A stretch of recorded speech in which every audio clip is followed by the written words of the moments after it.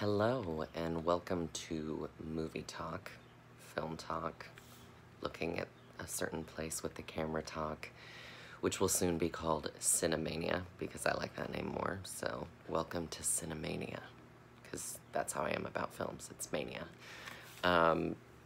Today's video, I guess the film news that's hitting everything right now is that Scorsese's epic Killers of the Flower Moon will hit Cannes for the festival.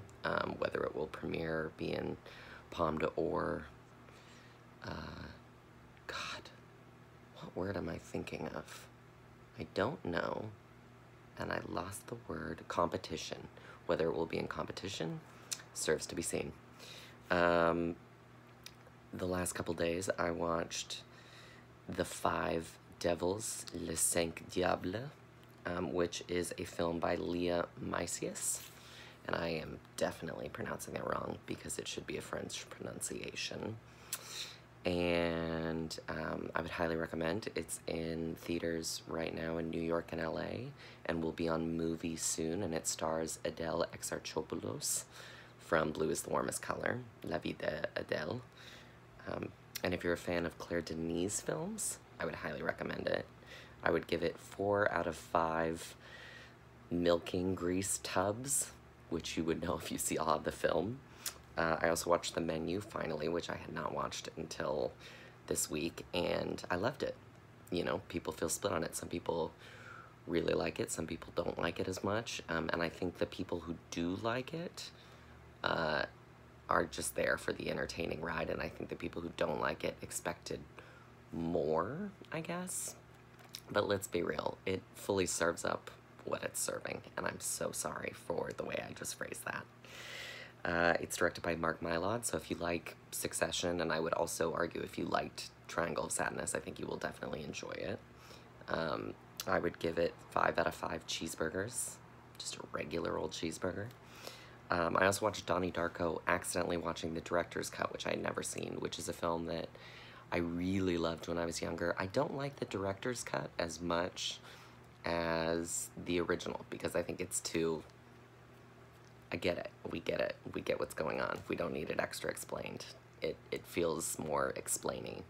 I would also recommend, if you want to watch a campy good time, The Box, which is the same director, Richard Kelly. The Box is, I don't want to say terrible, but it's something. When it came out, everyone thought it was going to be this big movie. It's Cameron Diaz, James Marsden, Frank Langella, and it just, Langella, I don't know. And it just basically died on arrival, and I remember seeing it in the theaters and going, what the fuck?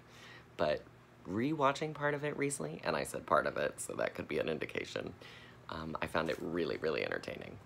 So there, I would give Donnie Darko, the director's cut, 3 out of 5 cellar doors, whereas the original I'd give 5 cellar doors or Catherine Ross therapy sessions. I also watched the hilarious and magnificent Double Agent 73, which is a sexploitation film, which is a lot of fun, by the filmmaker Doris Wishman, who made a lot of sexploitation films and also horror, and she was a big, prolific female filmmaker back in the day that kind of, yeah, made her name with sexploitation films. Doris Wishman. I thought it was the first of her films that I had ever seen, but it turns out that I had actually seen her film Bad Girls Go to Hell, which I would highly recommend, which is about a Boston housewife that is sexually assaulted and then goes on an odyssey in New York. That happens in Boston. I already said Boston. It sounds like, oh God, why would I want to watch that? But if you're a fan of, say, John Waters films, or if you're a fan of like Herschel Gordon Lewis, I would highly recommend these films. I would give Double Agent 73 3 out of 5 interbreast cameras. A large part of the plot involves a very large-chested woman played by Chesty Morgan, who was famous for having, and is still alive, lives in Florida. I don't know why that's important, but it is set partially in Florida. So I guess that's where we go with it, and that also made me think a lot of Herschel Gordon Lewis and his films. But Chesty Morgan was famous for having a 73-inch bust, and her breasts are very front and center in this film. As I said, there is a large part of the plot that involves a camera in her left breast, and she is an agent that is taking out these people that are selling heroin. So that's that, and the director Doris Wishman, who I have huge respect for, and Criterion did a retrospective of, I think last year or a couple years ago. She has one of my favorite quotes about film, which is, "After I die, I will be making movies in hell," which is just excellent. Another of the actors in the film is Saul Meth, which is another name like Chesty Morgan, which just sounds pornorific. It's a delight, I will just say that.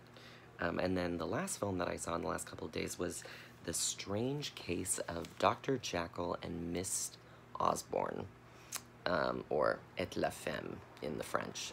It is a film that is in French and stars one of my favorites, Udo Kier, who, after watching this, I was thinking, you know, he's played Dr. Jekyll, Mr. Hyde. He's played, you know, Dracula in Andy Warhol's Dracula, or Blood for Dracula, the Paul Morrissey film, which I love. And Andy Warhol's Frankenstein, another Paul Morrissey, or Flesh for Frankenstein, as it's also called, film that I love. So he's really, you know, I don't know, did he ever play the Mummy? He might have. I'll have to look that up. I feel like maybe Phantom of the Opera. He's kind of played all of the big 30s villain-type people. So The Strange Case of Dr. Jekyll and Miss Osborne, it was directed by Valerian Borowczyk, who is a filmmaker that I've never seen one of his films before. He's famous for his film The Beast, and also for his animation, and his films are very controversial, and it's kind of a film that I would only, I mean, I guess I would recommend if you like, you know, Andy Warhol's Dracula or Frankenstein. I feel like if that's up your alley, then you'd enjoy it. And the film I'd recommend for everyone to see, which, you know, when I recommend a film and I say everyone should see it, you might want to take caution, because sometimes I have a tendency to recommend films that people might not enjoy, and I often do, and then people look at me and go, why? Why would you hand that to me? Why would you give me something so depraved? I like depraved films. It's just who I am. But I would recommend EO from last year, which was one of the best films from last year, about a donkey traveling around Eastern Europe, directed by Jerzy Skolimowski, who also did the wonderful and weird The Shout. So that's my thoughts for today. Thank you for watching Cinemania.